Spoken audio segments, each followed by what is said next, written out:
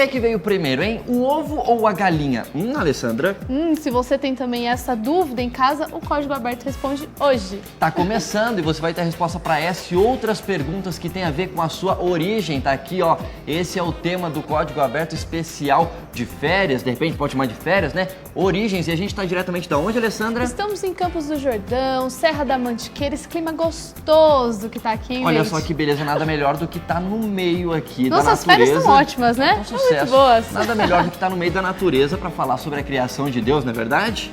Isso Um mesmo. feliz 2013 para você que tá em casa. A gente não deu feliz 2013 Pois é, ainda, olha que né? falta de educação. Olha só, Nossa, desculpa, feliz gente. 2013 pra você aí de casa. Muito bem, agora tá todo mundo muito feliz. E bom, o nosso tema hoje, você já sabe qual que é, não sabe? Você procura aqui no seu guia de estudos, que é esse aqui, ó. Guia de Estudos Jovens, Criação. Se você não tem, você pode entrar no site cpb.com.br. Pode adquirir, tá aparecendo aí na sua tela. Ou Ainda dá tempo, né? Ainda dá tempo, né? Não, tá no comecinho. E o nosso tema de hoje tá aqui, ó. Criação, formando o mundo. Na semana passada a gente falou um pouco sobre isso e nessa semana a gente continua, afinal de contas, né? Não afinal de contas, eles estão de volta, né? Sim, eles estão de volta, nossos convidados mais do que especiais do Código Aberto. Olha, estão todos aqui sorridentes e começo com ele, o professor Naor Neves, que é geólogo e diretor da subsede brasileira do Instituto de Pesquisa em Geociência. Falei direitinho, professor? Muito bem. Manda um abraço para alguém. Da outra vez eu não deixei você mandar um abraço, né? Estou feliz de estar novamente, na primeira vez. Eu creio que, mas nesse cenário aqui é a segunda vez. Espero que vou voltar mais vezes nesse mesmo lugar. Muito bem. E um abraço vai para alguém? Para todos que Para estão ouvindo o todos, programa. olha só. Muito democrático, professor. Abraçando o mundo. Viu? Muito bem. E agora eu tenho aqui o pastor Luiz Gustavo, que ele é da onde, Alessandra? Pastor Luiz Gustavo, de Porto Alegre, casado com a Marina. Marina, no programa anterior eu errei o nome, olha só que coisa feia. Pastor Luiz Gustavo, mais uma vez, muito bem-vindo. Muito obrigado. Perdoados estão os seus pecados. Vai, não peques mais. Vai, não peques mais. É muito bom estar novamente com vocês aqui. Eu espero Muito que a gente bom. tenha ótimos momentos juntos. E eu quero mandar um abraço também. Isso que eu ia falar, manda um abraço. Pra Marina, não pra Mariana. Então eu quero mandar um abraço pra minha esposa Marina, também pros membros lá do meu distrito. Olha lá em pra Porto câmera e Alegre. manda um abraço Mas pra claro eles. que sim. Você que é do meu distrito aí em Porto Alegre e também das igrejas ao redor e também lá de Caxias do Sul, onde eu fui pastor, um forte abraço para você. Deus conceda um ano de 2013 cheio de bênçãos. Olha, Você e tem sua uma família. pessoa que tá sentindo falta do teu abraço. É o Akhenaton. Você vai mandar um abraço pra ele? Claro que sim. Eu não tenho uma habilidade de comunicar-se com um animal, né? Só pra Mas você que não sabe ainda, o Akhenaton é o cachorro a qual vive na casa do pastor Luiz Gustavo. Exatamente. Adão deu nome aos animais, né? Eu só consegui dar nome pro meu, né? Muito bom. criativo. E ela, a última, mas não menos importante. Não menos importante. Qual é o nome dela, Alessandra? Alana Ferreira, nossa querida Alana, produtora da TV Novo Tempo, que volta ao Código Aberto mais uma vez, né, Alana? Estamos aqui mais uma vez com vocês. É um prazer estar aqui com vocês. E vamos Um aqui. abraço, Alana. Ai, um abraço. Vou dar um abraço para 4 pessoas muito especiais que moram comigo. Alessandra Guimarães, a Jaqueline, a produtora, Dalise Torres e a Kelly Oliveira. Lindas, obrigada por me aguentar. Já entregou, Já né? entregou, já, muito bem. Bom, começou o programa de hoje, então, falando sobre a criação, a formação do mundo, do planeta Terra. E já que a gente está começando o programa de hoje, a gente tem pergunta nas ruas, é isso, Alessandra? Temos pergunta nas ruas e pergunta nas igrejas, não é? Muito bem, on church, como On diz o Church. nosso Vamos quadro, ver né? o que rolou por aí. Eu queria saber se você acredita que o mundo foi criado em 6 dias. Não. Por quê? Ah, não sei, não faz sentido. Você acha que é pouco tempo? Você acha que tem algum propósito a existência do ser humano aqui? Acho que o mundo não precisou de dias para ser criado. Precisou do quê? Precisou do... Eu queria que vocês me explicassem, assim, se vocês acham que Deus realmente criou o mundo em 6 dias. Não, muito trabalho. Muita coisa pra fazer em 6 dias. Você acha que não foi em 6 dias, então? Não. Você acha que foi o quê? Ah, sei lá, acho que o Big Bang explica. Acredito em Deus, mas acho que 6 dias não. Qual que é o sentido da existência do ser humano aqui nessa Terra? Só perguntas difíceis pra você e quero ver você pensar. O sentido... Por que você acha que você tá aqui nesse mundo? Ah, não assim, não sei porque eu tô aqui, mas acho que minha parte nesse mundo eu tô fazendo. Então qual que você acha que é o propósito da sua existência aqui nessa terra? Ai, meu Deus, eu acho que ela tem uma missão pra cumprir. Tipo, se eu cumprir minha missão, tipo, amanhã eu posso morrer, entendeu? Você já descobriu qual que é a sua missão? Não faço ideia.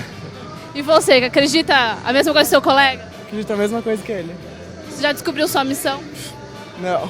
Mas aí, se você não descobriu sua missão, ficou aí jogado, não ficou? Sei lá, eu acho que tem um momento, né? Acho que cada um tem um momento certo de achar o porquê, né? Qual que é a parte? O que é fazer a parte nesse mundo? Não sei, porque assim, trabalho aqui numa lanchonete que eu não vou citar a mercadoria e sou professor de dança em uma ONG. Dou aula para pessoas carentes.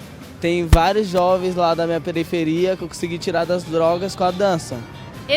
Você está cumprindo o seu propósito, é isso que você acredita? Eu acho que sim, não tenho certeza, mas eu acho que sim, eu creio.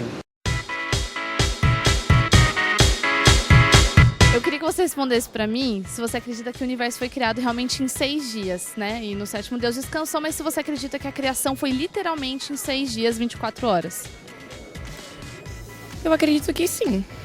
Eu queria saber de vocês duas, mãe e filha, se vocês acreditam realmente que Deus criou o mundo em 6 dias. Se foi suficiente para criar todo o universo. Bom, na minha opinião, sim, com certeza. Eu sempre criei nisso e cada dia a gente tem mais certeza dessa verdade, né? Mas é muito grande o universo. Será que dá pra criar assim tudo de uma vez? Ah, mas Deus, né? Não tem sem palavras. Ele faz coisas que a gente não tem nem como explicar. Você compartilha da opinião da sua amiga? Eu também concordo que ele poderia ter feito o que ele quisesse no período que ele quisesse, até menos que 6 dias. Eu acho que assim, 6 dias para ele até foi demais. Ele poderia ter feito isso em muito menos tempo. E ele fez em 6 exatamente para que a gente tivesse essa verdade de uma forma assim mais fácil para ser entendida. Eu acredito assim. Você acredita no que sua mãe tá falando? Que poderia ser até em menos tempo, na verdade, o tempo da criação? Com certeza, se Deus quisesse, ele teria criado em 1 segundo. Tudo isso, né? É Deus, né? Então a gente pode esperar coisa muito melhor que isso. Eu acredito que sim. Eu acho que isso não é nada perto do grande poder que ele tem. Muito bem, você tá dando uma ótima repórter, viu, Alessandra? Ah, muito obrigada. Nas ruas ou na igreja? Nos 2 lugares, obviamente. Muito bem, então. Bom, já que a gente começou a fazer essas perguntas nas ruas, que tem a ver com a criação do planeta Terra, agora a gente vai ter uma outra pergunta, mas agora é pro pessoal que tá em casa, né, Alessandra? Um momento muito importante no Código Aberto que as pessoas gostam demais. Afinal de contas, é porque você vai ganhar presente, como dizem por aí, de grátis. Mas não é o jeito certo de falar, é de graça, tá bom? Então, quais são os prêmios de hoje? Temos prêmios muito especiais. Tatiana Costa, Faça a Diferença 3, é o novo lançamento da gravadora Novo Tempo. Você que ainda não tem, é uma grande oportunidade. O livro A História da Vida, de onde vivemos para onde vamos, tudo a ver com o tema de hoje, do jornalista Michelson Borges, que a gente já citou no programa passado, até o blog dele, né? Eu já li, uma das melhores leituras que eu já li, viu? Se você ganhar, você vai ficar bem feliz da vida. Recomendado por André Leite também, né? Bem. Tem um a mais aí. E o nosso guia de estudos, que só tá começando, ainda tá na 2ª lição, ainda dá tempo de você ou adquirir ou tá ganhando aqui no nosso código do dia. Vamos falar o código, né? Vamos, agora que a gente já fez você ficar com vontade de ganhar uns prêmios, vamos fazer o código aqui, né? A pergunta é, Alessandra? Eu não era nada, mas hoje muita gente depende de mim. Tenho nome e sobrenome. O primeiro já foi de herói. O segundo, site da internet. Olha só, complexa a nossa pergunta. Eu vou até repetir aqui. Eu não era nada, mas hoje muita gente depende de mim. Tenho nome e sobrenome. O primeiro já foi nome de herói e o segundo, site da internet. Uma dica? Uma dica? Nossa, tá difícil, tá André. muito difícil, Tá difícil. É verdade. As sites da internet, tem alguns sites por aí, sei lá, novotempo.com, não sei. Que mais, Alessandra? Outros portais aí, Outros portais. Não vou ficar dando dica não, vou deixar pro segundo bloco, viu? Mas tem a ver com o tema de hoje, né? Será que a gente vai falar essa palavra aqui? Vamos falar muitas e muitas e muitas vezes essa palavra tudo bem, aqui. ó, já é uma boa dica, hein? A gente espera mais uma pro segundo bloco, pode ser? Muito bem, então se você sabe a resposta para essa pergunta, fala com a gente pelo Twitter, @CódigoAbertoNT, você manda a sua resposta pra gente e se você acertar, concorre a esses 3 prêmios. Aos Tá 3 prêmios hoje, recheados, gente, só novidades, viu? viu? Muito bem, a gente vai fazer um rápido intervalo, daqui a pouco voltamos com os nossos especialistas aqui, convidados especiais, falando sobre a origem da vida e com a resposta, né, Alessandra? Não, com a resposta ainda não, com mais uma dica. Não, a resposta de o que veio primeiro, Ah, o ovo sim. ou a galinha? Primeiro código do dia, Viu gente. só? A gente faz um rápido intervalo, voltamos já.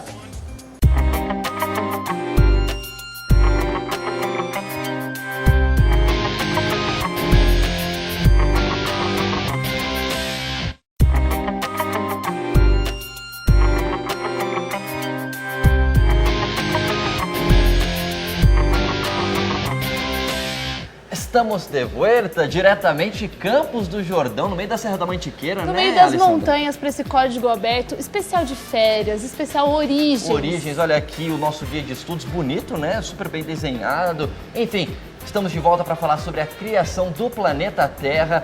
E você lançou uma pergunta, né? Logo no início do programa. No início do programa, mas agora eu não vou dar mais dica não, que eu acabei de dar uma dica aqui. Se você não pegou, perdeu. E agora a gente vai direto pro nosso debate, né? A pergunta do ovo da galinha, olha André só, Leite. no último bloco você me pegou com a pergunta Pois e é, agora foi o contrário, né? Pois bem, começamos esse bloco com uma pergunta diretamente pro geólogo Naor Neves. O que veio primeiro, professor?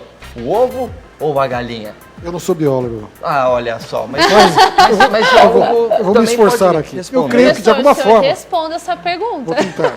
De alguma forma, a sua pergunta, ela envolve, no século XXI, duas posições, pelo menos. Ela pode ser respondida de uma maneira, pelo evolucionismo, de uma maneira diferente, pelo criacionismo. Agora, vem a pergunta, o que é evolucionismo, o que é criacionismo? A mídia, de um modo geral, televisão, a mídia impressa, procura definir evolucionismo como uma teoria cientificamente comprovada. É isso que vocês veem, não é mesmo? Correto. É exatamente assim que a gente recebe na comunicação das mídias. Algo comprovado, um fato. Não Mas, há dúvidas, pastor, né? Professor, desculpa, eu faço uma pergunta então. Se o evolucionismo é uma teoria cientificamente comprovada, o criacionismo é ciência? A mesma mídia procura definir criacionismo. Uma religião bíblica, literalista, equivocada. Uma pseudociência. Exatamente. Pessoas obscurantistas, ignorantes, fundamentalistas. Não teria nada de ciência? Não. Agora, se formos estudar um pouquinho da história e filosofia da ciência, fica até mais fácil definir os dois. Podemos ter uma aula com o senhor agora, então? Rapidinho. Então tá bom, então vamos lá. Rapidinho. Eu creio que a ciência começa, não é que eu creio, isso realmente é fato, no século XVI, XVII. Ocorrem várias rupturas com a visão da ocasião, filosóficas e religiosas. Praticamente os pais da ciência moderna, os grandes nomes da ciência moderna, eram criacionistas. O evolucionismo vem depois, né? Sua teoria moderna. Na realidade, a visão evolucionista é bem antiga. Resumindo, vamos colocar uma imagem que vai nos ajudar bastante a entender um esqueminha simples, então, para entendermos o que seria, então, o evolucionismo. A nossa primeira imagem temos como colocar na tela aqui para o professor Naor Neves. Ok, Muito aí bem. está, então. Aí está no meio evolucionismo. Ele tem uma cor que seria uma mistura do azul com esse vermelho aqui, não é? Eu não posso ajudar muito porque eu sou daltônico, professor. A gente Vamos lá. te ajuda. O evolucionismo utiliza conhecimento científico? Sim, aqui está à direita, conhecimento científico. Esse assunto da controvérsia entre o evolucionismo e o criacionismo ocorre mais no campo das ciências naturais. Mais especificamente no campo da história natural, que antigamente envolvia a biologia, geologia e paleontologia. Mas não fica só aí. Muitos evolucionistas pintam esse triângulo aqui de vermelho, como se evolucionismo fosse uma teoria cientificamente comprovada. Só fosse conhecimento científico. Exatamente, mas não é. Se você for analisar epistemologicamente, ver como os modelos são construídos, você vai enxergar realmente muita filosofia. Que filosofia é essa? Uma visão clássica evolucionista, ateísta. Né? Então, o conhecimento filosófico, ou seja, naturalismo ontológico.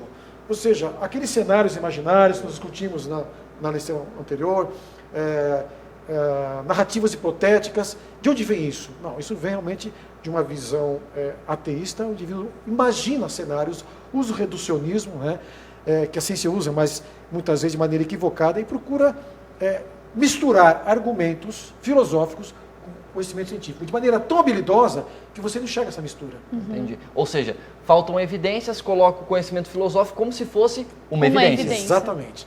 E eu coloco aqui de maneira destacada a seleção natural.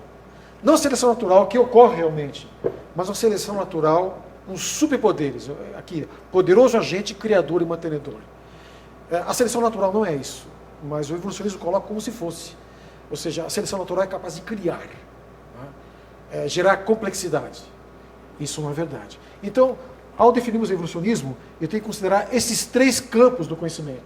O conhecimento científico utilizado, misturado com o conhecimento filosófico, e existe realmente a seleção natural. A seleção natural seria a eliminação do mais fraco pelo mais forte, né? Exatamente, exatamente. Bom, em resumo, vamos definir então, o próximo quadro nos permite ter uma definição provisória, de repente do que ela pode ser modificada, não é? Okay. Mas em princípio, hoje eu penso assim. Então, evolucionismo é uma cosmovisão, não é uma teoria científica, em que ocorrem associações intuitivas ou intencionais entre conhecimento científico, especialmente no campo das ciências naturais, o conhecimento filosófico, naturalismo ontológico, seria uma visão ateísta da realidade, e a seleção natural. Eu coloco entre aspas, porque não é a seleção natural que realmente ocorre. Essa aqui, ela é poderosa, um poderoso agente, criador e mantenedor. Então, esses conceitos são misturados e apresentados com uma roupagem científica. Ok. Tá? E que acaba convencendo muita gente, infelizmente. Muito bom. A gente está tendo uma aula aqui com o geólogo Naor Neves. Olha a oportunidade, né? Como é que você tem essa oportunidade, hein, meu querido? Então, a gente aqui teve a cosmovisão do que é o evolucionismo, é isso? Exatamente. Muito bem. Agora, a Alana tinha uma pergunta, né? Ela colocou aqui, o evolucionismo se coloca como sendo 100% ciência, não tendo nada de filosofia, o que a gente percebe aqui pela sua apresentação que não é bem assim. Agora, por outro lado, o criacionismo, no início o senhor colocou que muita gente fala que é só lenda, é só Bíblia, não existe nada de parte científica. Isso é verdade? Bem, eu creio que mais um modelinho aqui para a gente entender o que seria o criacionismo.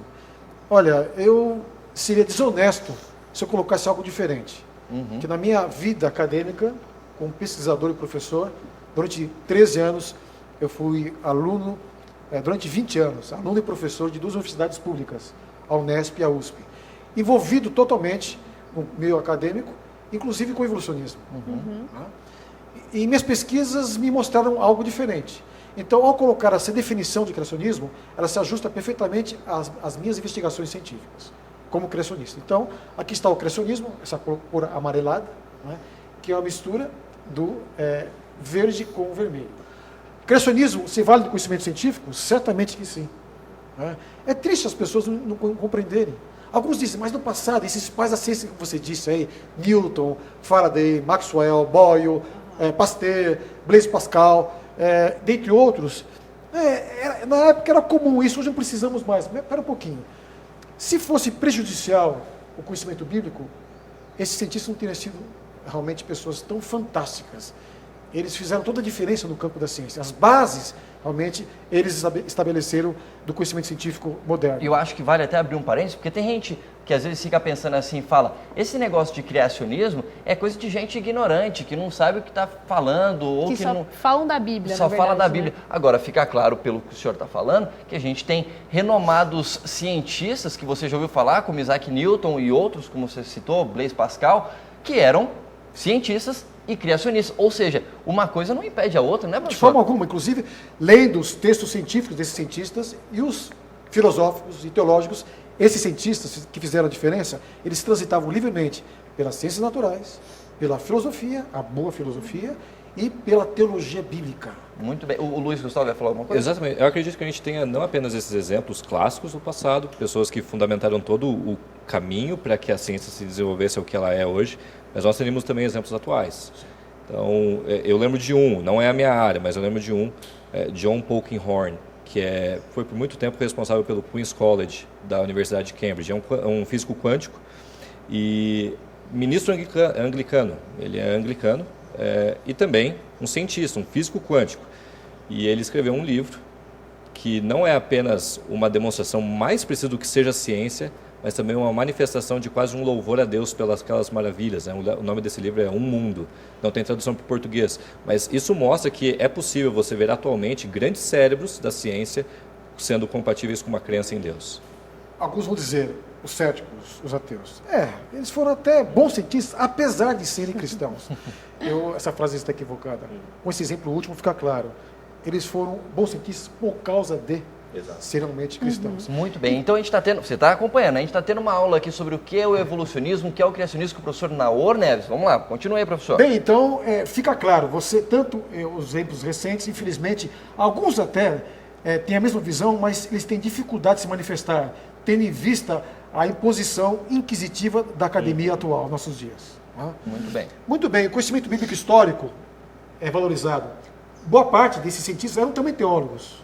Por exemplo, Michael Faraday, que permite realmente, ele domesticou a energia elétrica, nós estamos aqui realmente utilizando ela bastante, era um pastor também, presbítero.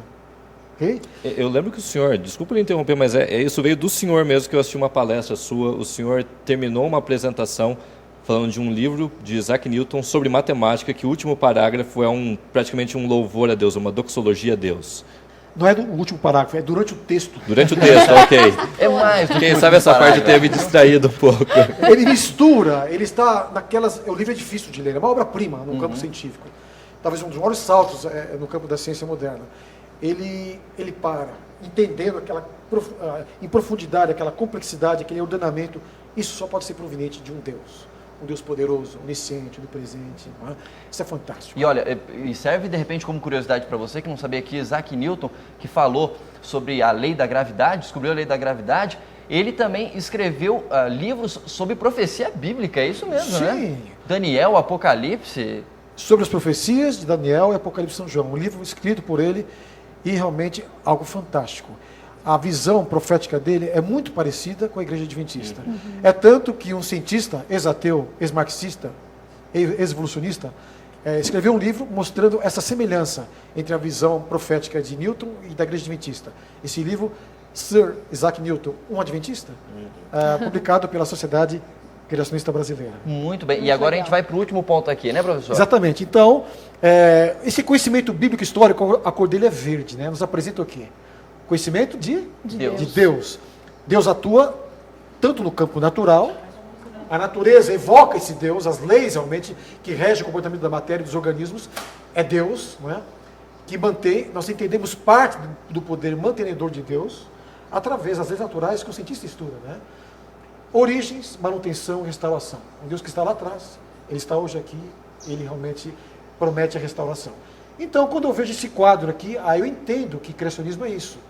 Definindo melhor, então, o texto a seguir vai mostrar realmente a próxima figurinha, a definição de criacionismo. Muito bem. Eu gostaria que você lesse para mim. Olha só, é o momento de testar a sua leitura, Alessandra. Vamos lá. Cosmovisão em que ocorrem associações intuitivas ou intencionais entre o conhecimento bíblico histórico, o conhecimento de Deus, a atuação natural e sobrenatural, e o conhecimento da natureza, nos seus aspectos científicos e estéticos. Muito bem, tirou 10, professor? Perfeito. Muito obrigada, professor. Uma boa aluna. E eu fico feliz de poder aproveitar esse espaço para expor realmente esses conceitos. Espero realmente que seja útil para os jovens que estão nos ouvindo, os universitários e os demais. A gente acabou de quebrar um tabu, na verdade. Exatamente, porque muita gente chega pro jovem universitário, ou enfim, para quem quer que seja cristão e fala assim, não, peraí, não me venha com respostinhas da Bíblia não, porque isso é tudo que vocês têm. Mas não é o que está aparecendo aqui. A gente tem evidências, e a gente vai falar sobre elas aqui no programa de hoje, que mostram que existe um design inteligente por trás de toda a criação do planeta Terra, do universo, de mim e de você. Falei certinho? De mim e de você? Tá tudo certo. Então tá tudo certo. Então, você ia falar alguma coisa, pastor Luiz Gustavo? Siga adiante. A Alana ia falar, Eu ia fazer só um comentário. Na lição anterior, eu perguntei como que um jovem que é cristão vai conseguir mostrar esses conceitos para um jovem na universidade, num trabalho, ou outra pessoa qualquer que seja, que não acredita na Bíblia, que não adianta a gente abrir em Gênesis. A pessoa fala assim, tá, ok, fecha esse livrinho aqui, linda. Me conta de onde que vem essa tua teoria, se eu tenho comprovações científicas. E eu acho que o professor ele deu várias dicas de pessoas que não são as pessoas, os apóstolos da Bíblia, mas são pessoas conceituadas no campo da ciência. Que aceitam e começa, então, eu acho que é estimular a pesquisa dentro do jovem cristão, que às vezes, muitas vezes não está preparado para entrar nesse meio. Eu creio que isso é verdade. Você queria falar alguma coisinha? Vai adiante, depois eu conto. Quando um jovem universitário recebe uma informação como sendo científica, ele não pode aceitar isso simplesmente por aceitar. Ele tem que ver o quanto de científico tem nessa informação. Aí vai perceber que sutilmente existe uma boa dose de filosofia misturada com esse argumento. Aí fica mais fácil entender. E geralmente, Albert Einstein disse isso, que geralmente, o cientista é um péssimo filósofo.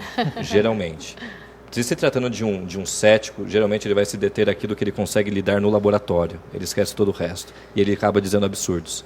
Então, alguém disse que é perigoso demais quando um cético, ateu, evolucionista, sai do laboratório para falar outras coisas.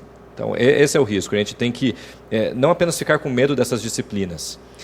O problema é que nós somos, às vezes, ensinados, o nosso meio coloca quase que um estigma negativo nessas disciplinas, ciência, filosofia. Então, o jovem cristão, ele cresce tendo medo de se relacionar com tais disciplinas. Mas deve ser o contrário, deve ser encorajado. Né? Longe disso. E o cientista também não é nosso inimigo. A gente não tem que, cientista, não fala comigo. Como a gente viu, ele está ligado a nosso pensamento criacionista. É uma ferramenta poderosa, eficiente, preconiza honestidade, mas tem suas limitações. Quem estabeleceu esse método? Cristãos, cientistas cristãos. Muito bem, então, e agora a gente faz o seguinte, vamos abrir a nossa Bíblia? Abre a sua Bíblia aí em Isaías 45:18, já que era a parte importante do modelo criacionista de visão do mundo, né? De cosmovisão, é isso, né, professor? Muito bem, então, abre aí a sua Bíblia. Isaías 45:18, e aqui diz qual foi a intenção de Deus ao criar a terra. Diz mais ou menos assim, assim diz o Senhor que criou os céus, Ele é Deus, que moldou a terra e a fez, Ele fundou-a. Não a criou para estar vazia, mas a formou para ser habitada. Ele diz, eu sou o Senhor e não há nenhum outro. Dá para a gente perceber aqui que o objetivo de Deus ao criar a terra foi simples. Ele criou para que ela fosse habitada, para que houvesse não apenas o ser humano, mas que houvesse essa vegetação bonita que a gente vê aqui. Na verdade, aqui já é depois do pecado, mas ainda assim está bonito, né, pastor? Sem dúvida. Agora, além disso, também animais e tudo mais. A gente percebe também, pelo relato bíblico da criação, que Deus também é um Deus de ordem, né? Porque começa primeiro dia, faz uma coisa, segundo dia outra coisa, vê que tá bom. Planejamento, na verdade. Planejamento. O que você pode falar sobre isso? Na verdade, o capítulo 1 de Gênesis, ele tem uma simetria muito bonita. Você vê uma organização, inclusive nos temas, nos parágrafos, o que é criado num dia tem relação com outro dia. Nós vamos ver isso daqui a pouquinho. Eu só gostaria de falar brevemente, antes de entrar diretamente nessa questão da organização, do caos para a ordem. Gênesis deve ser lido de maneira literal, Gênesis 1. Há vários indicativos disso. Deixe-me dar aqui 2 ou 3, ou se eu conseguir lembrar 4. Mas o primeiro deles tem a ver com a palavra gerações. O livro de Gênesis está estruturado com a palavra gerações. 13 vezes ela acontece nos 50 capítulos de Gênesis.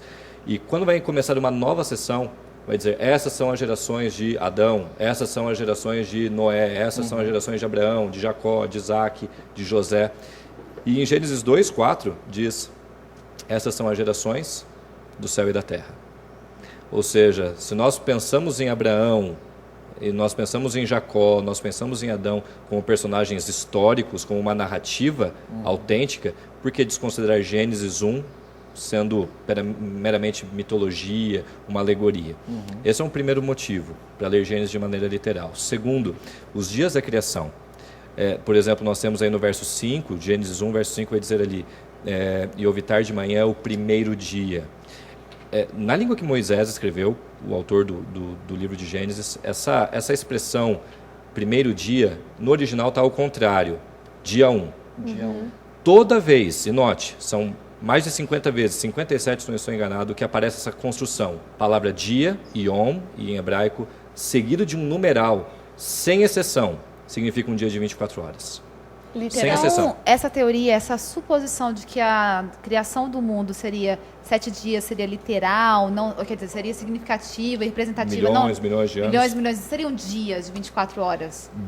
Gramaticalmente, a questão linguística do texto suporta a ideia de que foi um dia de 24 horas. Mas não para por aí. A própria ideia da frase houve tarde e manhã. Em mais de 300 passagens do Antigo Testamento. Eu acho que é um bom número de passagens. Né? Mais de 300. Eu tenho um número exato aqui em algum local, mas são mais de 300 vezes que essa expressão tarde de manhã é utilizada, sempre, sem exceção, dia de 24 horas. Eu acho que é importante você relatar isso, porque tem muita gente que imagina que é possível ligar tanto a teoria da evolução quanto o criacionismo, juntar num pacote só. E eu acho que essa ideia aí que você está falando dos dias literais refuta totalmente essa possibilidade. É como água e óleo, elas não se misturam. Nesse aspecto, não somente nesse aspecto, mas em outros não tem compatibilidade. Acho que um quarto e último tem a ver com o que está escrito em Êxodo 20, que mais cedo ou mais tarde a gente vai tratar aqui, que é o quarto mandamento. A motivação para a guarda do quarto mandamento, o dia de sábado, é porque em 6 dias criou Deus os céus, a terra e o mar e tudo que neles há, e ao 7º dia descansou de toda a obra que como Criador fizera. Então você percebe naturalmente que o quarto mandamento ele tem uma motivação para a guarda do sábado. Qual é? 6 dias de trabalho divino, 7º dia de descanso. Então, são 4. Existem outros mais motivos para vermos Gênesis de maneira literal. Jesus considerou Adão como um personagem histórico.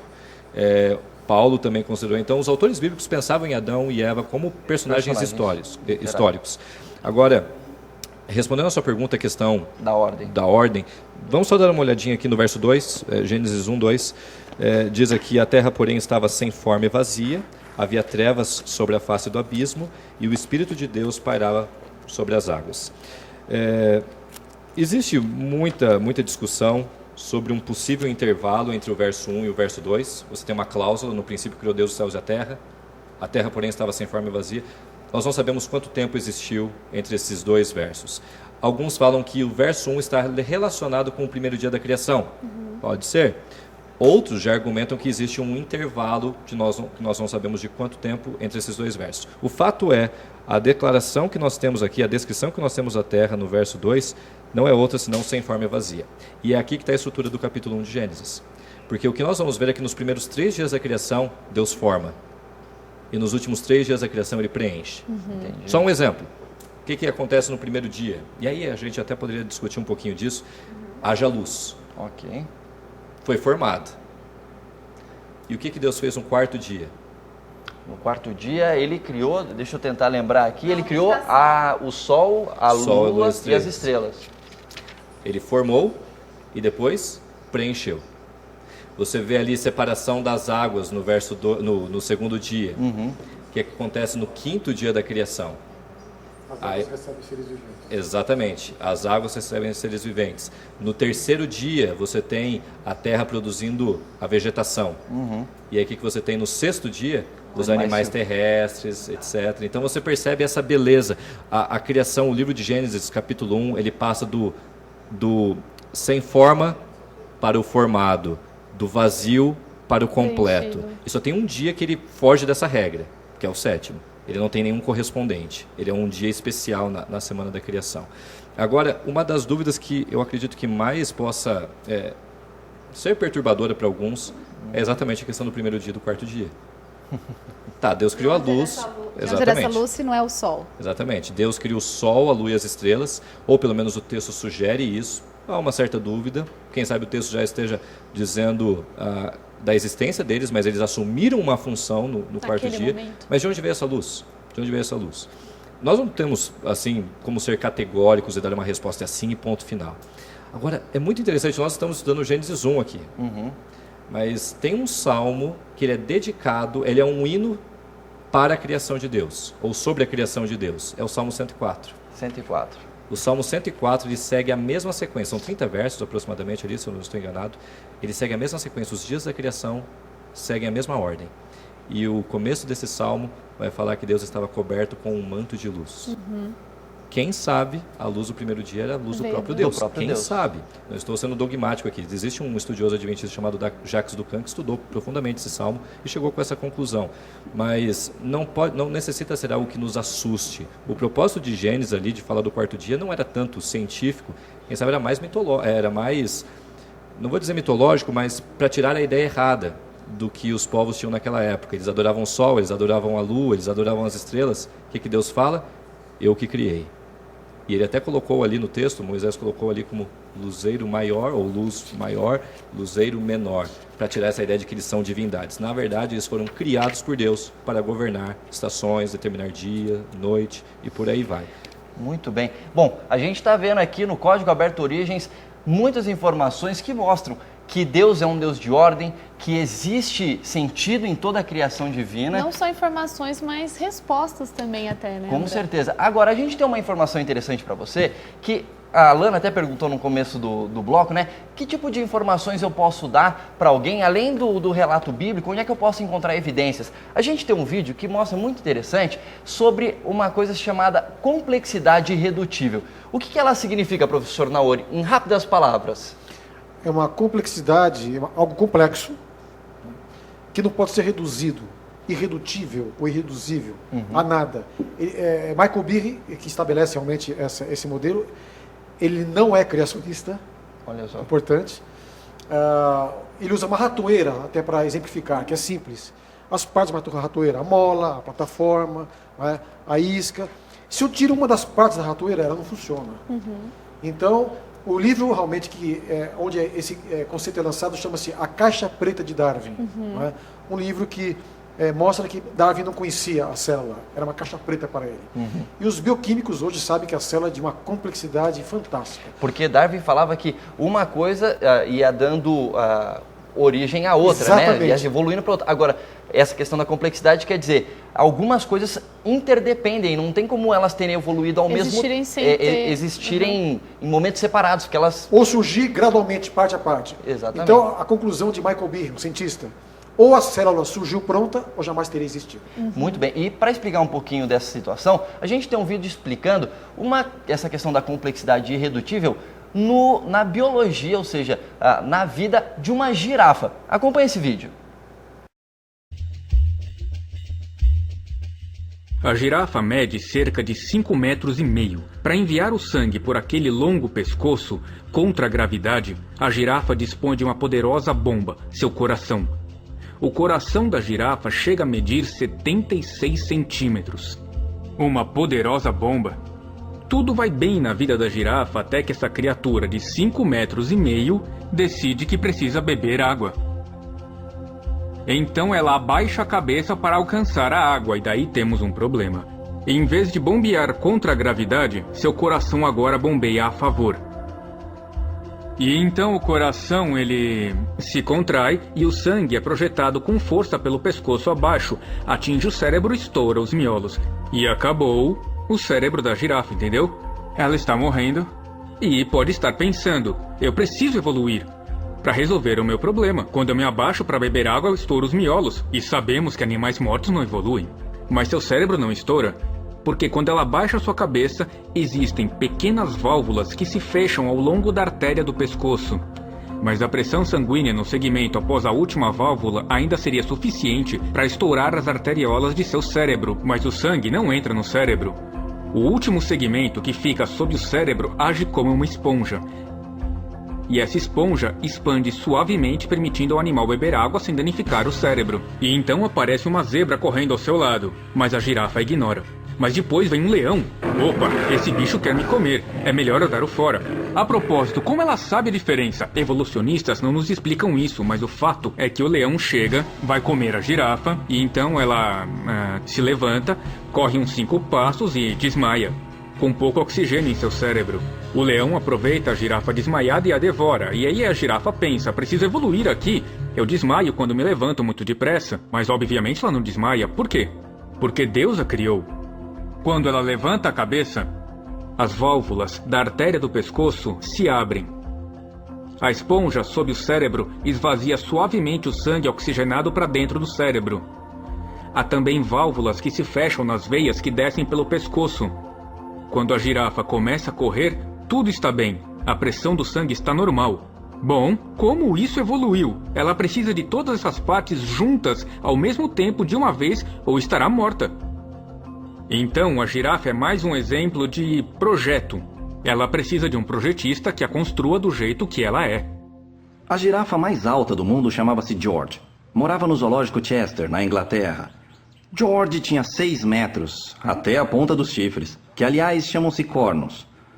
Há outro fato interessante sobre as girafas. Elas não possuem cordas vocais. Fica claro aí que para uma vida complexa, ou seja, para um sistema complexo, como sei lá, de repente um computador, você consegue ver um computador e imaginar que ele surgiu do nada? Alguém teve que projetar. E é exatamente isso que a teoria do criacionismo, o criacionismo, ele busca falar, né? Que existiu um projetista, e esse projetista é Deus, é isso, professor? E que projetista? Que projetista, não é? Fez a mim e a você. Bom, a gente vai fazer um rápido intervalo, mas antes tem código do dia, né? Código do dia, mais uma dica, tá aí na tela o código. Eu não era nada, mas hoje muita gente depende de mim. Tem o nome e sobrenome. O primeiro já foi nome de herói, o segundo, site da internet. Mais uma dica, André Leite. Mais uma dica? Só mais uma. Olha, o nome dessa, né, a da resposta são 2 nomes, na verdade. O primeiro começa com P. O segundo começa com T. E agora, hein? Ó, facilitei agora, hein? Facilitou. Gente, tá muito fácil. Vai tweetando pra gente, vai postando no Facebook o que vocês estão achando. Muito Tanto bem. da nossa discussão como do código do dia, vocês estão concorrendo a esses prêmios mais do que especiais. Muito bem. A nossa discussão vai muito rápido aqui, mas o código aberto ainda não acabou. A gente faz um rápido intervalo e voltamos já.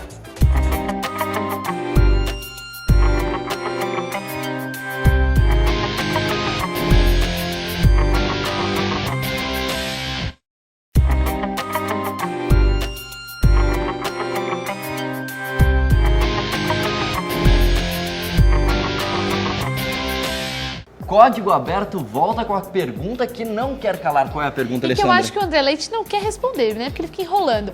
Quem veio primeiro, o ovo ou a galinha? Não sou eu que vou responder, o professor na hora. Ó, Professor, boa pergunta. você explicou pra gente todo o sistema que norteia o pensamento criacionista e evolucionista.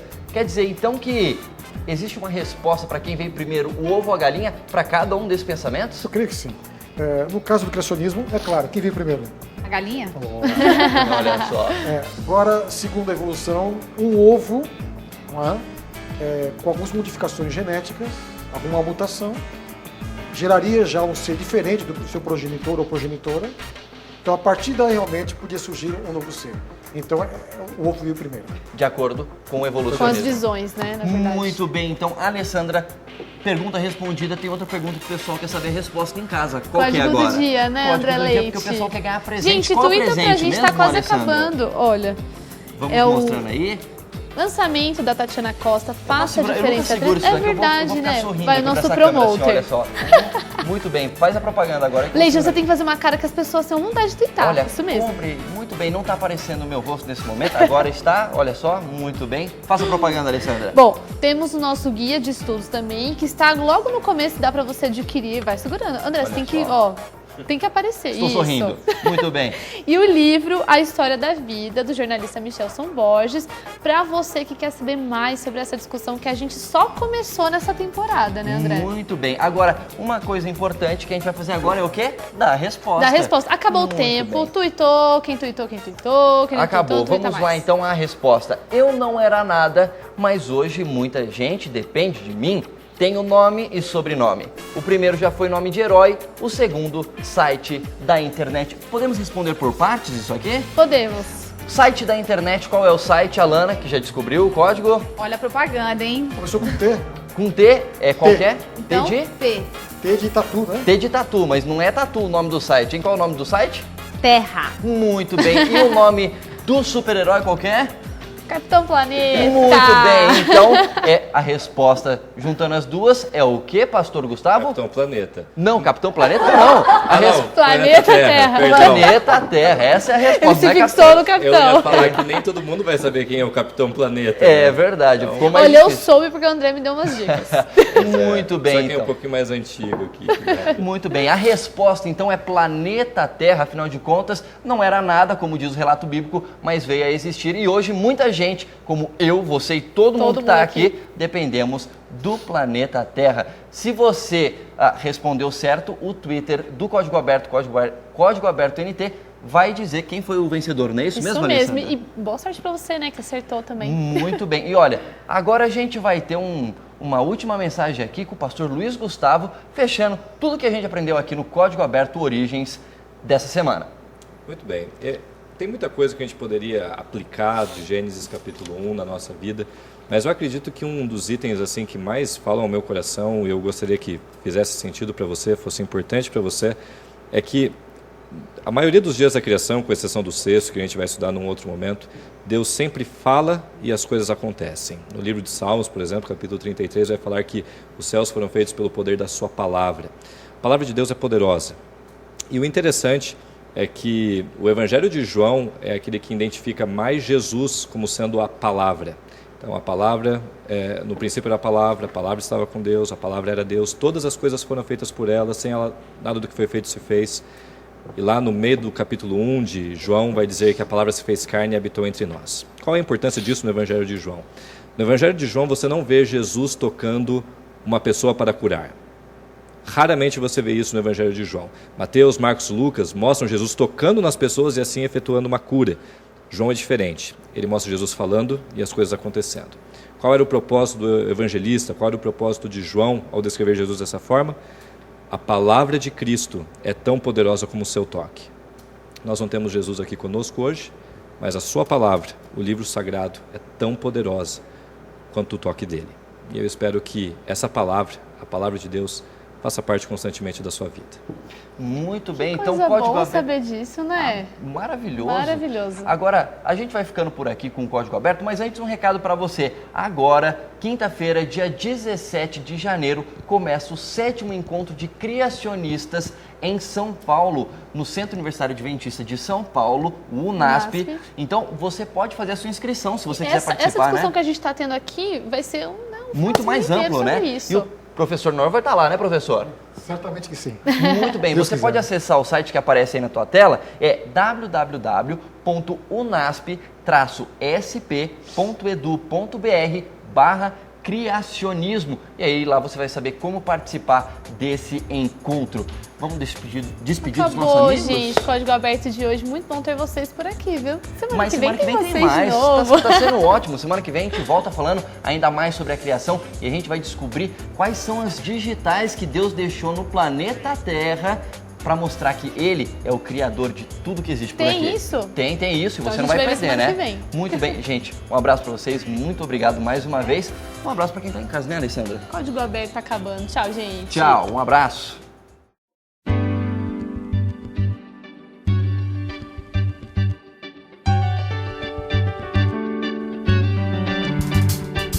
Quem é o Senhor que aos mares põe limites, que domina os ventos e as ondas faz cessar? Quem é adorado pelo coro angelical, mas ouve os gemidos de um frágil coração? Quem é o Senhor que ordena e tudo aparece? Quem é o Senhor que é digno de adoração? Em toda a terra, céu e mar, não existe alguém mais digno que Ele. Quem é o Senhor que intercede por seus filhos, deu sua vida para resgatar os pecadores? Em toda a terra, céu e mar, não existe alguém mais digno que Ele. Quem é o Senhor? Quem é o Senhor? O seu poder abriu o mar vermelho, imprime as suas digitais nos dedos de um bebê. Fez o universo e domina em terra e céu, mas veio ao mundo pra morrer em seu e em meu lugar. Quem é o Senhor que ordena e tudo aparece? Quem é o Senhor que é digno de adoração? Em toda a terra, céu e mar, não existe alguém mais digno que Ele. Quem é o Senhor que intercede por seus filhos, deu sua vida para resgatar os pecadores? Em toda a terra, céu e mar, não existe alguém mais digno que Ele. Quem é o Senhor? É Cristo, o nosso Salvador. Senhor que criou o mundo, Cristo, meu Jesus. Quem é o Rei das nações e povos, meu Jesus.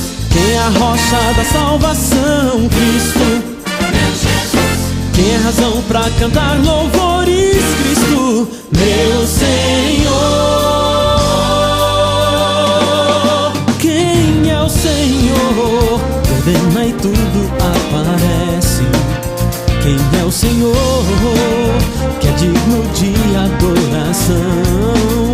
Em toda a terra, céu e mar, não existe alguém mais digno que Ele. Quem é o Senhor, que intercede por seus filhos, deu sua vida pra resgatar os pecadores.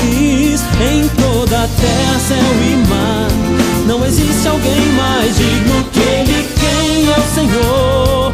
É Cristo, o nosso Salvador.